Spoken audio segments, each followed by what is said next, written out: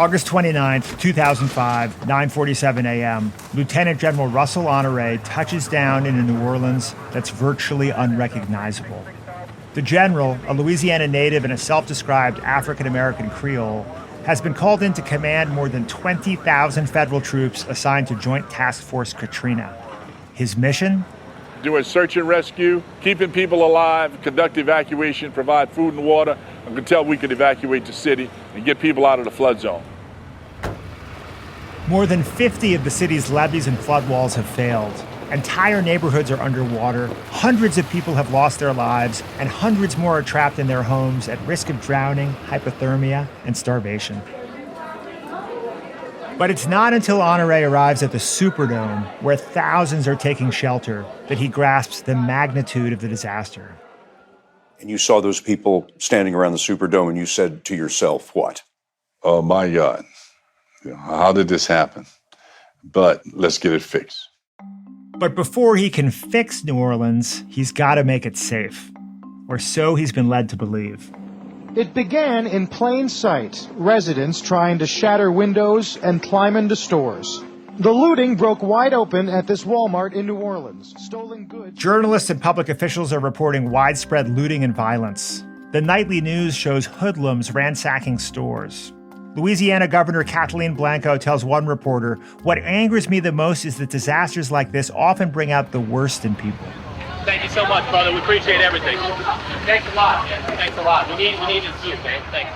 But as he travels through the city, General Honore finds a different reality. In neighborhood after neighborhood, he sees what he calls the patience of the poor.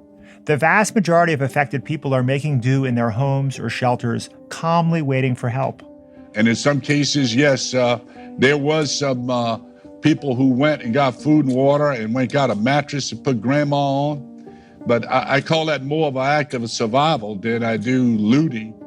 So imagine the general's horror when Governor Blanco warns New Orleanians that the federal forces' assault weapons are locked and loaded. These troops know how to shoot and kill, she says. They are more than willing to do so if necessary, and I expect they will. For Honore, it's exactly the wrong message, both for the suffering city and for the troops under his command. Weapons down, damn it! On a broad boulevard, the general strides in front of a row of jittery soldiers, ordering them to stand down. To the embattled people of New Orleans, the raging Cajun becomes a hero. For journalist and historian Rutger Bregman, what General Honore uncovers in the aftermath of Hurricane Katrina is a fundamental misunderstanding of human nature. Desperation and fear are mistaken for criminality. A humanitarian crisis is misinterpreted as a public security crisis. And these mistakes contribute to a tentative, disorganized, and ultimately inadequate response. Bregman says it's a textbook example of how we've come to expect the worst of our fellow humans and of ourselves, and it keeps us from doing what needs to be done.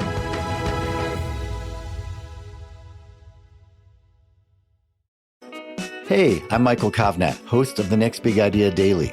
The show is a masterclass in better living from some of the smartest writers around. Every morning, Monday through Friday, we'll serve up a quick 10-minute lesson on how to strengthen your relationships, supercharge your creativity, boost your productivity, and more. Follow The Next Big Idea Daily wherever you get your podcasts.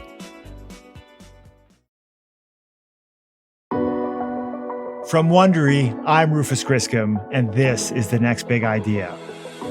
I founded the Next Big Idea Club with Malcolm Gladwell, Susan Cain, Daniel Pink, and Adam Grant to connect people to some of the boldest thinking shaping our culture and our future. Each week on the podcast, we bring you one idea with the power to change the way you see the world. This week, why we humans are better than we think.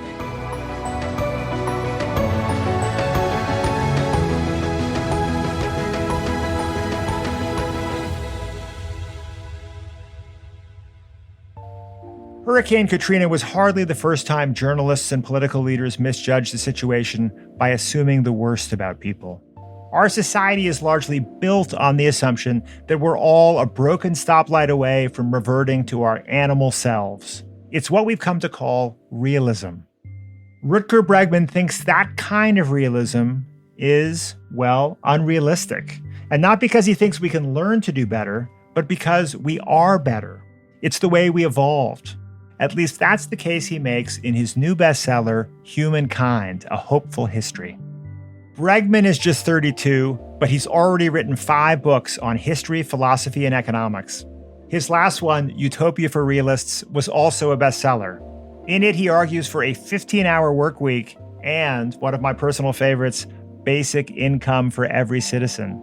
If you don't know his books, you might have seen a viral video of him scolding the billionaires at Davos last year for dodging their taxes. His conversation partner today is Next Big Idea Club curator Daniel Pink. Dan has written 6 books on business and human behavior. He's calling in from Pink Inc. World Headquarters, aka his home office at a renovated garage in Washington, D.C.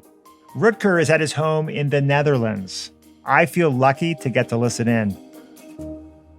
Hi, everyone. I'm delighted to be joined today by Rutger Bregman, author of Humankind, A Hopeful History. What a fascinating book. I had the good fortune of reading this book in the galleys before it came out, and I was just blown away. So I've got a lot of questions for you, Rutger. Let me just start with, I think, the most obvious and salient question for the Next Big Idea Club, which is your book has a big idea. Tell us what that big idea is. Okay, so the big idea is that deep down, most people are pretty decent. That's it, basically. Deep down, most people are pretty decent. So you can say it in a few words. Now, for a lot of us hearing that, the immediate response is, that's nice. That's a lovely sentiment. We appreciate your Dutch gentility here, but that's not, here's the word you're waiting for, Rutger, that's not realistic. Exactly. So that's what I'm trying to do in this book. I'm trying to redefine what it means to be a realist. So often we equate realism with pessimism or cynicism. What I'm trying to show in this book is that it's actually much more realistic, much more scientific to believe in the good of humanity, or at least our potential for kindness and cooperation, and that even this could be our true superpower as a species. It might even be the reason why we conquered the globe and why, other hominid species like the Neanderthals are gone. So yes, that's one of the central things that I try to do in this book is to redefine what it means to be a realist. Right. And it's a jarring idea in many ways for a lot of us because so much of our social structures are built on the opposite presumption. We have governments and police forces designed to rein us in. We have contract law to prevent us from hoodwinking each other. And what I found fascinating about this book is that if that underlying premise is wrong, then everything is up for grabs. Yes, exactly. And so there's also this idea that if our underlying premise is wrong and we continue to abide by it, that we create a self-fulfilling prophecy. Yes. So people may think, oh, this guy's written a nice, warm, cuddly book about human kindness. Isn't that nice? Well, actually, it's a really dangerous book, I think. So be aware. What's dangerous about it? Well, if you really think it through, this idea, then it has some quite radical implications for how we organize our whole society. Because if you and I can actually trust each other, if we can trust most people around us, then maybe we don't need all that hierarchy and inequality. Right? So I think that the prevailing ideology of those in power for centuries has been cynicism, right? Because cynicism is in the interest of those in power. If we cannot trust each other, then we need them. Then we need the monarchs and the CEOs and the queens and the princes and the managers, etc., etc. We need to be kept in check. Someone needs to control us so that we don't ever go at each other, so that we don't have some kind of war of all against all, right? So I think a darker view of human nature has been used for a very long time as a way to legitimize power. So if you turn that around, then obviously, you can ask yourself the question, can't we just move to a much more democratic or genuinely egalitarian society? That is, I think, one of the most important implications of updating your view of human nature to a more realistic view. We've just heard the story of what really happened in the aftermath of Hurricane Katrina. Why did you include that in the book? Well, we often think, and maybe this is because we've seen too many Hollywood movies, that during times of crisis, people, just panic, start looting, start plundering, and behave in a really horrible way. especially after disasters like an earthquake or a tsunami or something like that. And this was also, what they told us, what especially the news media told us in 2005 after Katrina. All these stories about looting and plundering and violence and snipers taking aim at people and you name it. It was only later when the scientists came in and did the real proper research that they found out that pretty much the opposite had happened. That most of these stories were rumors that didn't really happen, and that there's been this explosion of altruism and cooperation. And we now have 700 case studies from sociologists, more than 700, of tsunamis and earthquakes. And turns out wherever this happens, wherever in the world, people start cooperating on a massive scale. It's a little bit as if you push a reset button in someone's brain and people go back to their better selves. Crises reveal the best in our natures. We start just cooperating and working together. This is an extraordinarily multidisciplinary book. That's one of the things I really like about it. But a lot of your realism is based on evolutionary science. Tell us why, if you really get into the guts of evolutionary science, what is real in human nature is something different from what we suppose to be real in human nature. Mm-hmm. One of the most important questions that scientists have been asking for a very long time is, why us? So why did we conquer the globe? Why are we the ones who built pyramids and cathedrals and spaceships? Why not the Neanderthals? Why not the bonobos or the chimpanzees? What makes us as a species so special? It's not that we're so smart. It's not that we're so strong either. But what really distinguishes us is that we have this extraordinary capacity to cooperate. So there's one evolutionary biologist, Brian Hare, who calls this survival of the friendliest, which means that for millennia, it was actually the friendliest among us who had the most kids and so had the biggest chance of passing on their genes to the next generation. Because if you think about it, for 95% of our history, we were nomadic hunter-gatherers, and we had to survive in a very tough environment during the Ice Age, for example. And back then, if you wanted to survive, well, collecting a lot of possessions, that wasn't very useful. You needed to collect a lot of friends, because friends helped you through tough times. That was like the real capital you could amass in your life, having as many friends as possible. So that was an evolutionary advantage as well. And this is, I think, what really distinguishes us and what's our true superpower. Right. Now, let's take this notion. So we're looking at human beings forged in this certain, but based on the imperatives of evolution, that is pushing us to be friendlier, to be more cooperative, to be more social, to some extent, to be more generous. Now, let's take that nature as it's formed in evolution and let's transport it to the moment. And when I say the moment, I mean this particular moment that we're in, this bizarre historic moment that we're in right now. What are your thoughts generally on how individuals, societies, and governments are responding to the COVID-19 pandemic?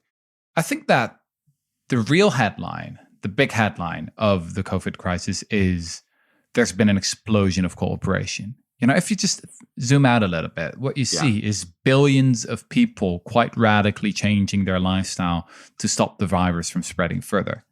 I don't think it has ever happened on a scale like this in all of world history, that so many people so quickly changed the way they live their lives. And often, not just to protect themselves, but to protect, strangers or the vulnerable elderly. And it wouldn't surprise me. It's early to say, and I'm a historian. I always like to wait for at least 10 years before I give my comments on a situation. But it wouldn't surprise me if actually sociologists will later find that actually people became more resilient during this time. Yeah. I start the book with a story of what happened in 1939, 1940, when elites in Britain, in the UK, were really worried that once the German bombs would start falling on London and other British cities, that people would just panic, go nuts, that they would start plundering, looting, that the veneer of civilization is very thin, and that, as soon as we end up in a crisis, that people start to behave in a really horrible way. And that, the army couldn't even start fighting because they would have their hands full controlling their own population. Now, what happened is pretty much the opposite. So there was sort of a spirit of keep calm and carry on that dawned over Britain. And, people posted really funny and dry signs in front of their shops, like more open than usual, after they'd been bombed, that kind of thing. And so the experts were completely wrong, including Churchill, who also assumed the worst in his own citizens. So elites, when they think about human nature, they often look in the mirror and they assume that other people are like them. This is really what I saw happening, especially in the first couple of months of the COVID crisis, is that, again, elites underestimated the resilience of ordinary people. So this is sort of the irony that you see so many times in history. Expand on that a little bit, because one of the things that changed my view over the last few years, sort of being indoctrinated on this idea that human beings are inherently selfish, and coming around to what I think is a more accurate belief based on your work, based on, say, John Haidt's work, et cetera, that humans are not selfish but groupish. And so this need to affiliate and cooperate isn't necessarily embracing the entire world. It's often more about embracing our own in-group. This is really the big paradox at the heart of my book, is that on the one hand, I argue that we have evolved to be friendly, but on the other hand, this friendliness, our yearning for connection with other people is often exactly the problem. We very often do the most horrible things, actually, in the name of comradeship and of friendship and of loyalty. But it doesn't have to be this way. And we also have a really great capacity, actually, to connect with strangers or with people who are not from our own group, especially if we can meet each other. So we have been designed for face-to-face interaction. In the Stone Age, there was no Twitter, there was no Facebook, there was no television. We could see each other blush, we could look at each other in the eye, etc. And we now know from some really interesting anthropological evidence that probably the social networks of hunter-gatherers were quite large. So they didn't just live in these small groups of hunters and gatherers, but actually, could meet over 1,000 people over their lifetimes, which also, that must have basically been the case, because how could we ever have conquered the globe if we didn't meet a lot of people to learn from, right? Individually, human beings are not that special, but collectively, we've got a huge collective brain. So cooperation and friendliness played a major role in human evolution. And our ability to learn from each other is a key part of why our species has been so successful. Given all that, you'd think we would have shared the good news about human nature. So what's with the persistent negative self-image? Why do we insist on believing what's patently untrue?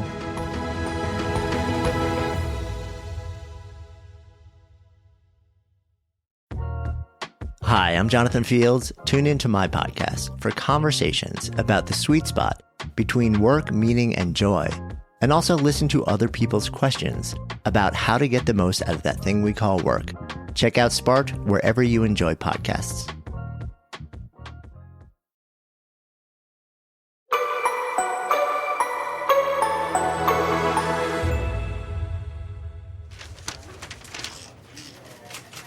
Peter Warner is supposed to follow in his father's footsteps.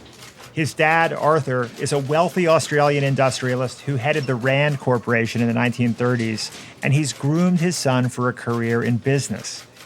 But Peter has other ideas. He has an adventurous spirit. He especially loves to sail. So at 17, he leaves home to explore the world by sea. He eventually earns a captain's certificate and makes plans to launch his own fishing fleet in the South Pacific. In the winter of 1966, Peter is sailing through the waters near Fiji when he spots a small island in the distance. Looking through binoculars, he notices patches of burnt vegetation on the cliffs. As he approaches, he's surprised to see a group of wild-looking young men waving and calling from the rocky shore. 20 minutes later, Peter's on shore listening to an incredible story. The boys tell him they're from Tonga, about 500 miles away. 15 months ago, they snuck out of their strict Anglican boarding school and stole a fishing boat for a bit of harmless mischief. But none of them were experienced sailors. They quickly lost their bearings and drifted into a storm. The storm destroyed their sail and rudder. They drifted for 8 days with no food or water. Finally, they spot an island in the distance and paddled furiously toward shore. The island was deserted. The boys knew little about survival, so they immediately agreed to work together. Over time, they taught themselves to hunt and to fashion tools from driftwood and other materials. When they disagreed about something, they had a discussion and took a vote. By the time Peter Warner finds them, the boys have established a peaceful, fully functioning community. They're in excellent spirits and peak physical shape. They're happy to go home, but they're hardly desperate. Are we ever going home? Of course we are. The boys' story is uncannily similar to William Golding's 1954 novel, Lord of the Flies. A group of schoolboys stranded on a deserted island, forced to survive on their wits. But that's where the similarity ends. In the novel, the boys are selfish and violent and cruel. They splinter into rival groups. The strong lord it over the weak. We can't have kids stealing and just running wild. We're gonna have stricter rules. There are at least 2 movie versions, and the book is still a staple of high school English classes. Exhibit A for the realist argument that when social controls come off, people quickly descend into savagery. Golding won the Nobel Prize. But Lord of the Flies is fiction, a work of the imagination. Why do we prefer it to the true one? I want you to start a business called the Bregman Debunking Unit because so much of the book debunks things that I think educated Westerners take for granted. And I want to go through some of these because I think it's really revealing. So in one of the most fascinating sections of the book, you uncover through some good detective work a real life example of the Lord of the Flies. Describe what their lives were like on that island. It wasn't the case of Piggy and whatever the other characters were in Ralph, Lord of the Flies, brutalizing each other. It was the exact opposite. I mean, set the scene. What did it look like there? Well, they worked in teams of 2 to be on the lookout for ships, to tend to the garden, and to cook. Sometimes they ended up in fights. I mean, that happens. They're teenagers. They're humans, like all of us. But then what they would do is that one would go to one side of the island, the other would go to the other side of the island. They would cool off a little bit, come back and say sorry. They made a lot of music. They made their own guitar from some of the driftwood from the ship. They had their own gym with curious body weights. They had a badminton court. Yeah, I mean, I'm not saying it wasn't tough for them. They had really tough times. At one point, actually, one of the boys broke a leg, but they managed to heal that with traditional medicine. So, yeah, when this Captain Peter Warner found them in 1966, he found 6 boys that were in perfect health. They cooperated with each other. They took care of each other. They had, I mean, the thing that amazed me, Rutger, was that they had like a meal schedule, who's going to cook and what are they going to make? I mean, it's kind of extraordinary. Left to their own devices on an abandoned island, this small group of teenage boys stepped up and survived in as noble and heartwarming a way as you could possibly imagine. And that is the real story. Yeah, exactly. And so if millions of kids around the globe still have to read Lord of the Flies in school, which is fine, I think it's still a good novel, but then let's please also tell them about the one time that we know of that real kids shipwrecked on a real island, because that's a very different kind of story. Okay, so let's march through another project from the Bregman Debunking Unit, which is a staple of sociology and anthropology classes, which is what happened on Easter Island. So tell us what we think happened and then tell us what really happened. So the standard story says that here you have this island that is incredibly remote, the most remote place in the whole world, basically, where in the 18th century, the beginning of the 18th century, Dutch explorers discovered this lost civilization that was basically already dying when they found it.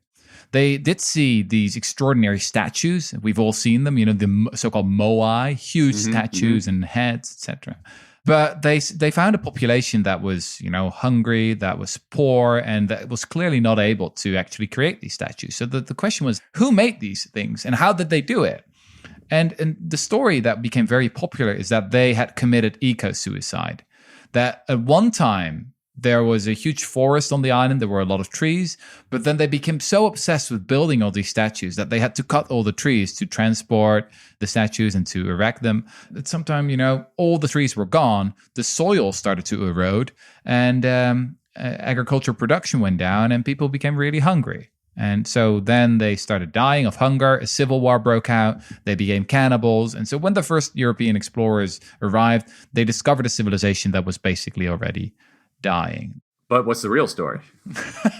So what's interesting is that in the past, I'd say 10 to 15 years, there's a new generation of archaeologists who's taken another look at the evidence. And this is really like a detective. It's like a true crime story where you have to look at all the pieces of evidence, right? You have to look at the skeletons that have been excavated. You have to look at, the oral traditions, the stories that people have been telling for a very long time. And now a very different story has emerged. Actually, there are very few signs of violence in the archaeological record, also very few signs of weapons.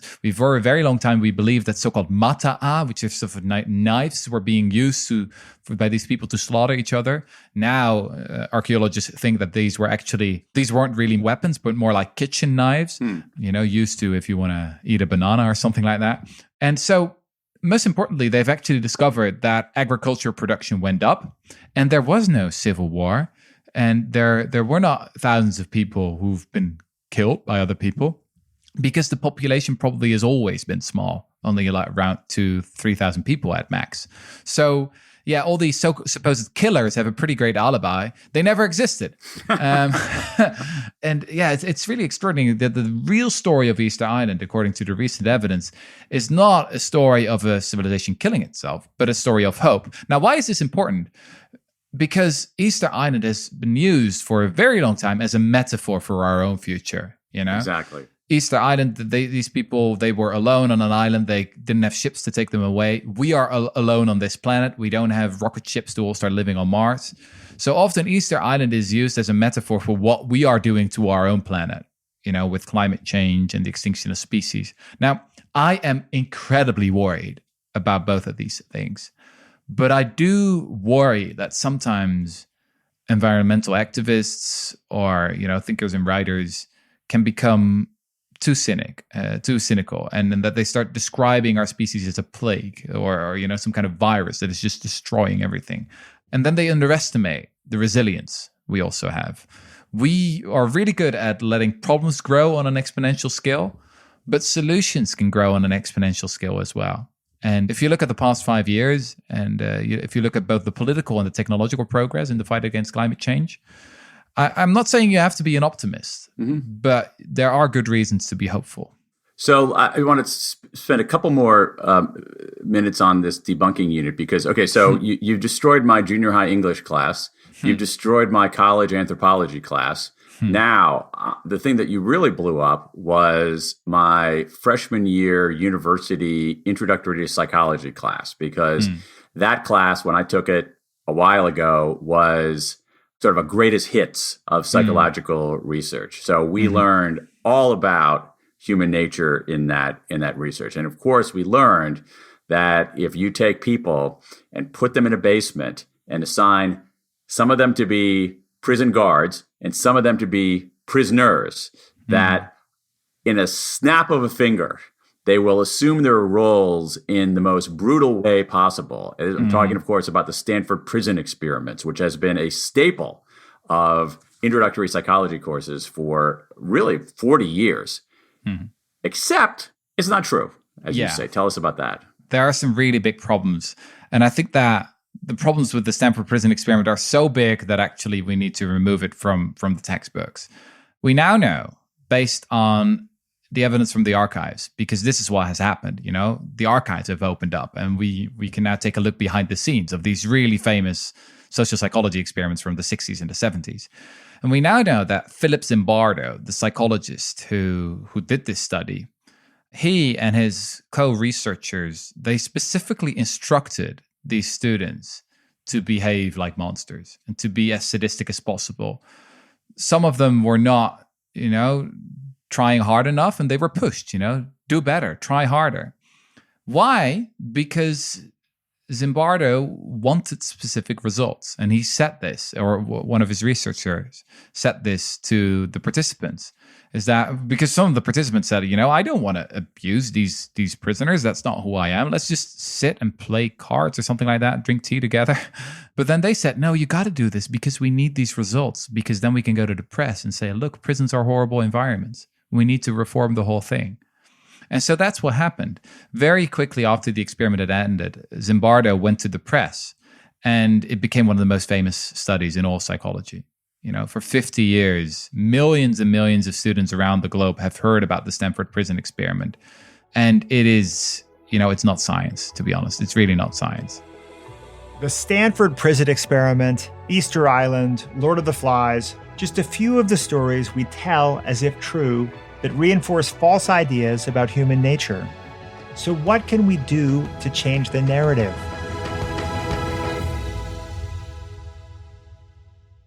Hey folks, Rufus here. If you're a fan of our interviews with physicians, scientists, or entrepreneurs, then I have the perfect podcast recommendation for you, Raising Health. Previously called BioEats World, Raising Health comes from leading venture capital firm Andreessen Horowitz, A16Z. Each episode, Raising Health dives deep into the heart of healthcare, biotech, and AI with A16Z general partners. Along the way, they explore the real challenges and opportunities in health and biotech entrepreneurship. Not to mention, you'll hear raw insights and actionable advice from notable guests like Omada CEO and co-founder Sean Duffy, and AI expert and In-Sitro CEO Daphne Kohler. Don't miss out.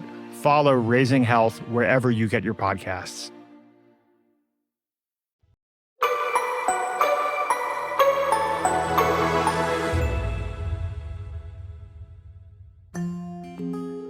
To read Rutger Bregman's Humankind is to wonder why we persist, despite so much compelling evidence, in seeing ourselves in the darkest of lights. My friend Dan Pink has a pretty rosy view of human nature, but he knows that our social institutions don't always reflect the best of us.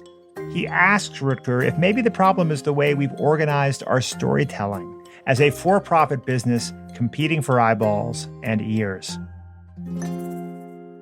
So let's first make a distinction between the news and journalism. Okay. I think that good independent journalism is incredibly important. So please, especially right now, subscribe to an important publication that tries to protect our democracy. It's really important to keep those in power in check, to speak truth to power. But then the news is something different. The news is mostly about exceptions, about things that go wrong, and it tends to be about sensational things, about incidents. And I think that the news is actually not very helpful. It's more like a drug that tends to poison the conversation or poisons our democracies. Journalism is, or at least good constructive journalism, helps you to zoom out a little bit. And so it helps you to focus on the really important structural forces that govern our lives, sometimes for the good, sometimes for the better. So you'll learn that on the one hand, we've made extraordinary progress in the past couple of decades. We are richer and healthier than ever, and in the fight against child mortality or diseases, we've made a lot of progress. But then on the other hand, there are real big things to worry about as well, such as climate change. Now, the question about financing is interesting because if you, for example, compare, the Netherlands, where we have more public financing of journalism, to the US and the UK, where it's more commercial financing of journalism, I think that the public model, often results in better, more nuanced journalism. I think that's true because you don't have to go for the clicks all the time. You're not reliant on advertisers, et cetera, But then still, often you end up with the same problems because actually you still want to have the clicks because still your superior is going to judge you on that. I'm very excited about a new movement in journalism, which is constructive journalism. Constructive journalism is not the same as positive news. It's not like, oh, yesterday a panda was born in the zoo. That's not that's silly, I think. Constructive journalism is about focusing on the structural forces that govern our lives and then also talking about the solutions to our problem and following those people who are working on the problem, right? And coming up with new and interesting ideas. I guess that's what I'm excited about. Yeah. I mean, it seems like another key takeaway from the book is that we need to find a better way to distribute higher quality information. We also have this problem with like low quality information circulating. what's a way that we can get truer ideas circulating? I know it's a tough question, but is there something that we can do to get more of these higher quality ideas circulating? Because, I mean, I do think there is a phenomenon in the information ecosystem that bad is always stronger than good. Yes. And so is there a way for good to fight back? So it's hard. I recognize that. I mean, why do we so often believe that most people are selfish, even though there's such powerful evidence that we're really not? Well, I've already talked about the news industry. I talked about this very deep idea within Western culture, the veneer theory, that our civilization is only a thin veneer. That goes back all the way to the ancient Greeks, a very old idea. I talked about, why this is in the interest of those in power, right? Cynicism is their prevailing ideology, and it has been for a very long time. But then finally, you also have to recognize that it's also within ourselves. Psychologists call this the negativity bias. Right. The truth is that evil is stronger than good. Evil is more powerful than good. But, and this is the good news, the good is in the majority. There's so much more good out there than evil. So this is what you see again and again. If you think, for example, about how you topple an autocratic regime, what kind of protest is more successful? For a long time, researchers thought that violent protest is more successful, but then they started doing the math and building this database. And Erica Chenoweth is a sociologist who did this research. She actually found that peaceful protest movements are like 2 or 3 times more effective. And why? Well, the reason is they draw in a lot more people, on average about 11 times more. And that makes sense if you think about it, right? You do not only draw in like young men with too much testosterone, but men, women, rich, poor, young, old, right? They all come together in this massive protest movement. And I think actually that's what's been happening in the US, one of the biggest protests in all of American history. And I think it's one of the reasons to be hopeful in this moment. So yes, on the one hand, evil is stronger, but good can win when it's in the majority with an overwhelming force. That is the mechanism that you see again and again. Toward the end of the book, you sketch a vision of what government and the political economy might look like. Give us a quick description of that. So what you assume in other people is what you get out of them. Our view of human nature tends to be a self-fulfilling prophecy. And for a very long time, our institutions have been designed around the notion of selfishness. Then you get schools with a quite hierarchical system where you sort of try to push knowledge into people's brains, into the brains of kids. You get workplaces that are quite hierarchical as well, where managers decide what needs to be done, and you don't really rely on the intrinsic motivation of employees. And the same is true for prisons, right? You really don't believe in the goodness of your prisoners. So you get these warehouses where they don't have the ability to do anything or develop themselves. If you turn this around, you get completely different institutions. You get schools where kids get much more freedom to explore, to create, to play. You get workplaces with much less hierarchy, where you work with self-directed teams, where you really rely on the intrinsic motivation. People do their work because they believe in their work, because they want to contribute.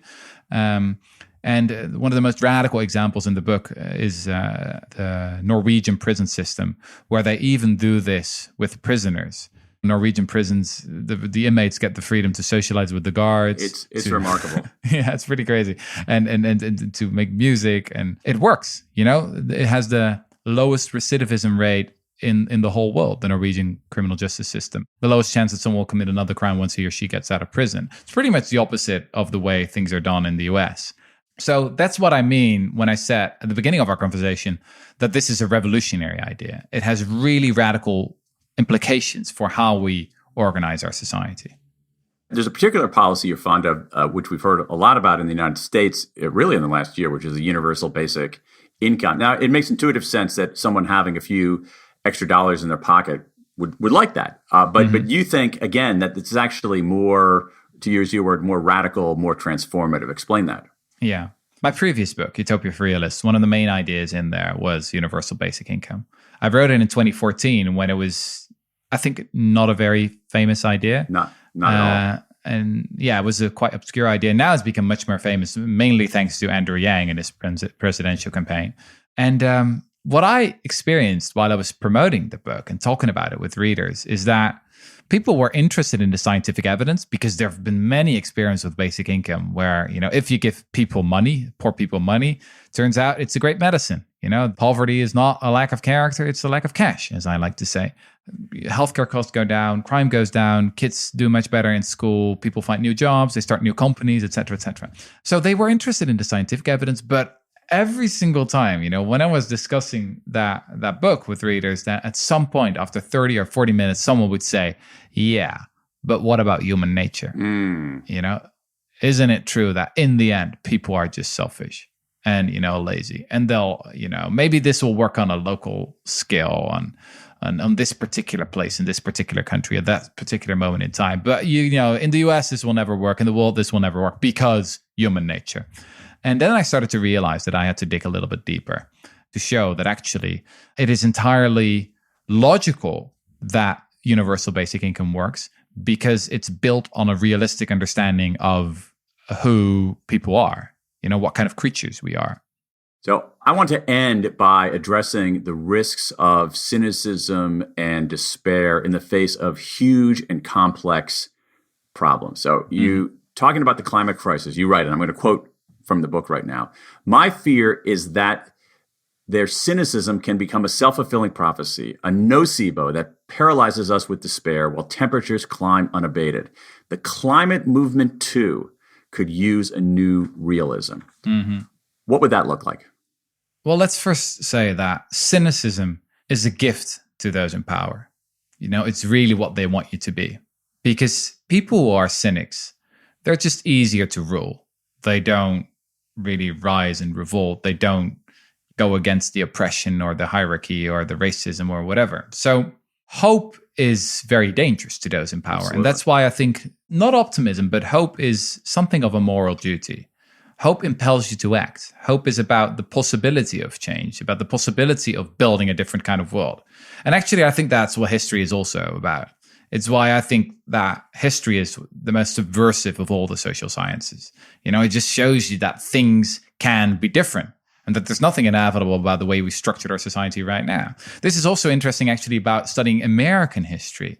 If you think about all these really exciting ideas like, the prisons from Norway or basic income, these are originally quite American ideas, actually. So in the 60s, it was the Americans who first experimented with these kind of revolutionary prisons. And at the beginning of the 70s, it was Richard Nixon, of all people, who almost implemented a modest basic income in the US. So there's a real tradition here to reconnect with.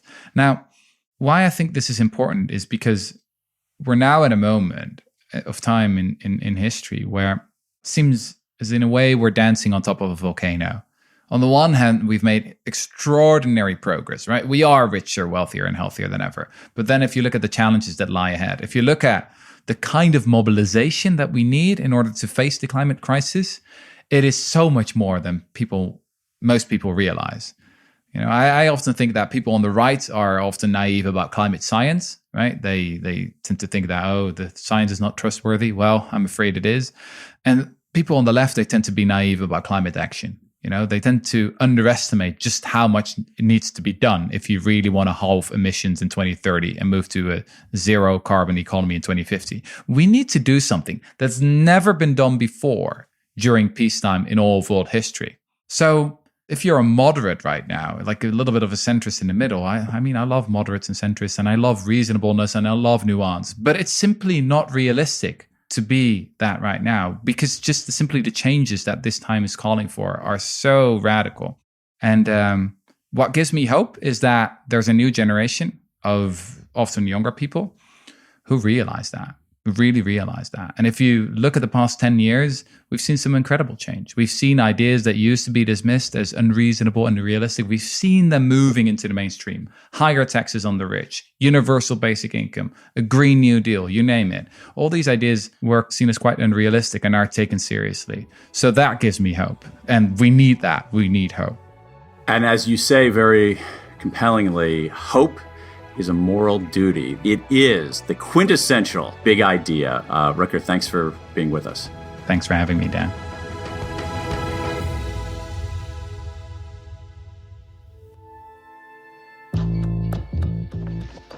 From Wondery, this is The Next Big Idea. If you have thoughts about Humankind or any of the other books in our series, we'd love you to join the conversation with me, Daniel Pink, Rutger Bregman, and other writers at nextbigideaclub.com. It's a lively community of lifelong learners where you can interact with top nonfiction writers and get audio, video, and text summaries of their big ideas. Sign up for 3 months free at nextbigideaclub.com/podcast. Special thanks this week to Rutger Bregman. His book, Humankind, A Hopeful History, is available wherever books are sold, or you can get a copy for free when you join us at nextbigideaclub.com/podcast. Thanks also to curator Daniel Pink for conducting the interview. I'm your host, Rufus Griscom. This episode was written by Eamon Doyle, sound designed by Jake Gorski. Our associate producer is Caleb Bissinger. Our series producer is Michael Kovnat. Senior producer is Jonathan Miller. Executive producers are Stephanie Jens, Marshall Louie, and Hernan Lopez for Wondery.